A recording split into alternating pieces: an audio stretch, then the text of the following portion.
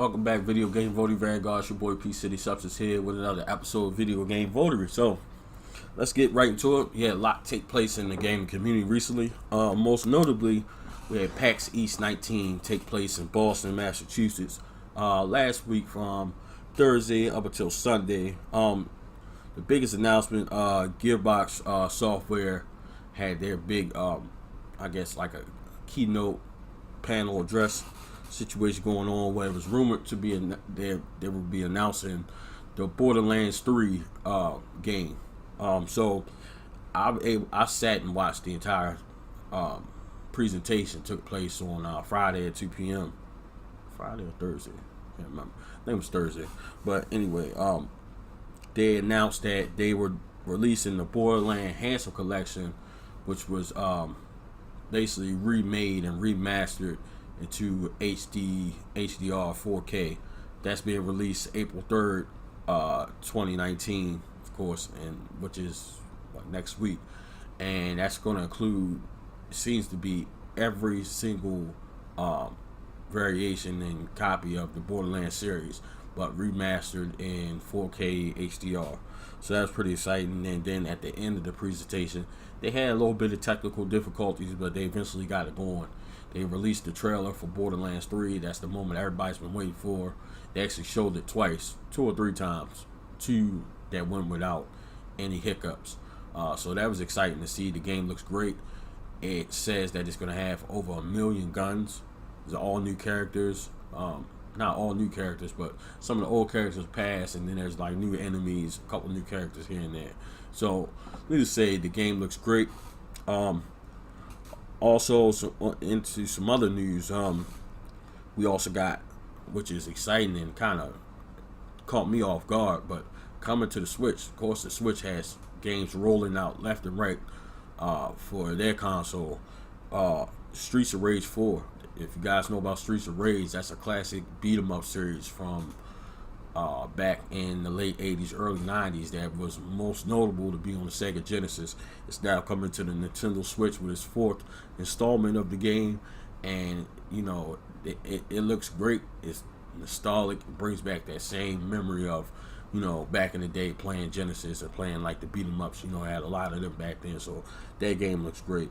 Also, one of the ones that I was most excited about when I seen the trailer for, it was also announced during the Gearbox presentation, because I think they worked with other developers to put that game out all together, was Bulletstorm, the Duke of Switch, new Duke Nukem game.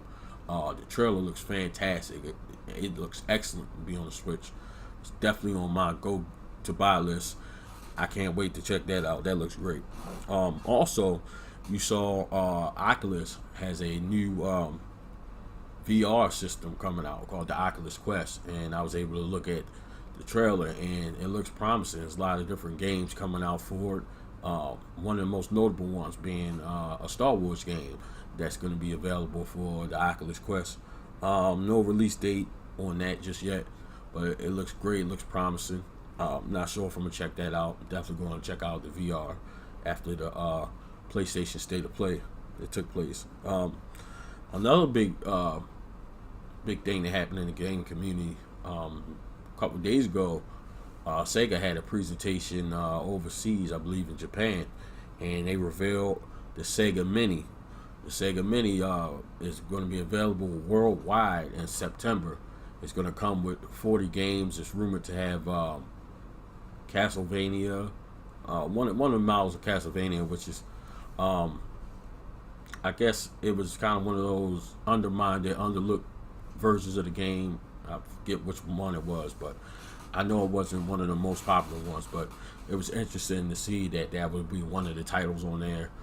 There's no official list just yet, and they were saying that there's no true price on there. I think it's going to be around $70 to $80.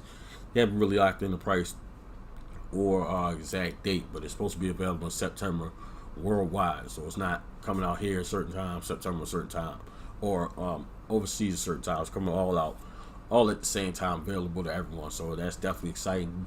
Hopefully they paid attention to what Sony did with their Mini, and I think they kind of botched that with the only having 20 games, and it wasn't 20 desirable games. I don't even think it was 20 games that defines the Sony PlayStation. I feel like when you do the mini copy, it should have games that kind of define your console that you're remaking. So that's just my personal opinion. And also, the Genesis is rumored to have a game slot, so which would be interesting.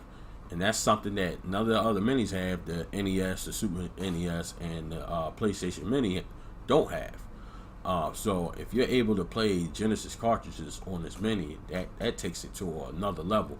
It was rumored at first for the Genesis, when they were initially working on the mini, to be working with At Games. They're the ones made the Sega portable, and they came out with the Genesis portable consoles before, and just the community wasn't very receptive to the idea of them doing the actual classic mini console because of their just not having the best quality, and fans just didn't want that. So Sega ended up scrapping the idea of working with At Games and work with another developer.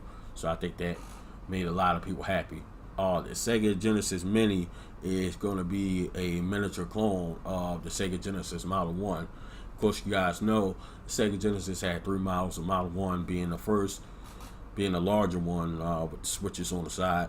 So that's what it's going to be cloning after. And Genesis also had 2 other models that came out. I think the most notable being between 1 and 2, and then they had the 3rd model, which isn't super popular. So that's definitely exciting to know, especially for Sega, who's still been heavily involved making software, not so much hardware.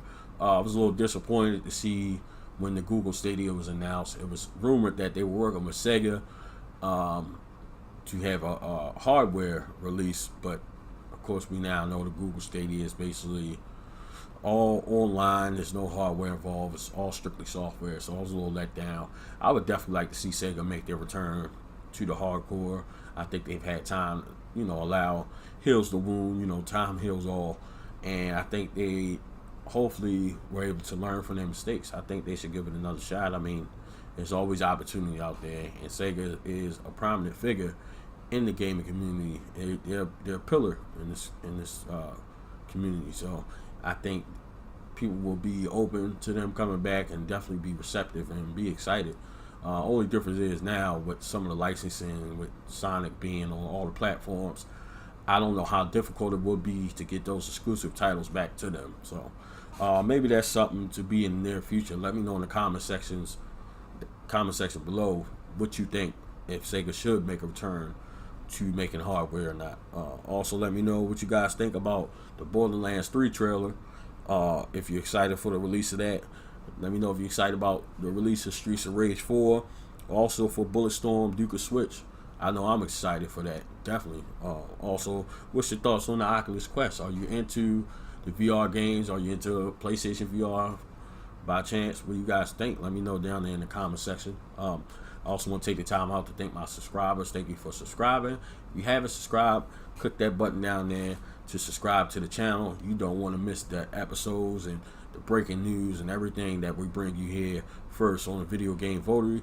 Nothing like it. You can catch every episode Monday through Friday, 10 a.m. each week, non-stop. You got Anime Mondays on Monday. You got 20-hour Tuesdays, Webisode Wednesdays, Thrift Store Thursdays. You got Video Game Votaries on Fridays.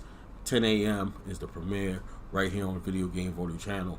Again, if you haven't subscribed, hit that subscribe button, hit the like button, hit that bell, turn the subscriptions on so you'll be the first to know when the videos come live. And actually, you'll get an alert 30 minutes prior to the video premiering.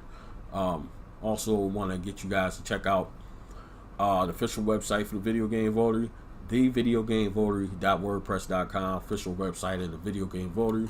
Also, check out the Video Game Votary podcast, which is available on all podcast platforms: iTunes, Stitcher, Spotify, you name it.